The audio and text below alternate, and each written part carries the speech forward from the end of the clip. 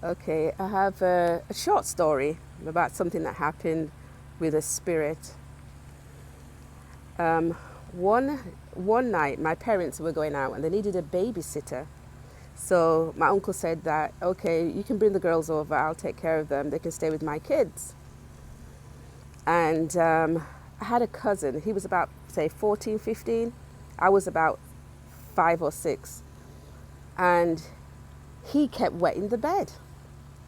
So that particular night, his mom said to him, I hope when you go to bed tonight, you don't wet the bed. And if you do wet the bed, you're in for it in the morning.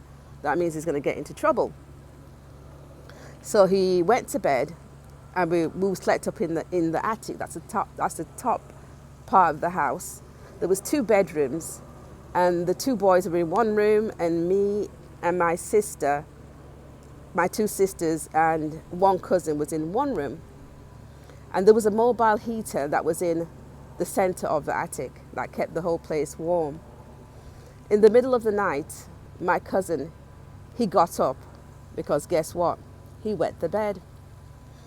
So when he got up and he went to the mobile heater, I could see him because I was peeping through the sheet. And he turned his back because he was trying to dry his pajamas, but he still had them on.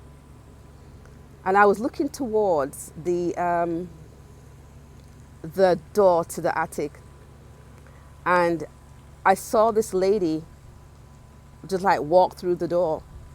And I said, that's not my aunt. It doesn't look like her. The lady looked like somebody from in the early 1800s. She had on a blue dress, and she had on an apron, and she had her hair tied with the cloth, and she had 2 long plaits hanging out of the scarf. And I was just there looking at her, and I was just wondering, who is that woman? And then I think my cousin felt the presence of somebody staring at him. And he turned around, and the lady pointed at him. And he darted back into his room and jumped into the bed. And then I was still peeping. I didn't know my sister was looking also because she can see spirits. And then she just disappeared. As soon as the light came over the attic window, and there was sunlight, there was daylight coming through the window, my cousin jumped out of the bed, darted down the stairs, and jumped into his parents' room. And he told his dad what happened. So my uncle called me, and I told him the exact same story. And he turned to his wife and said, I told you she sees spirits. And look, the stories coincide.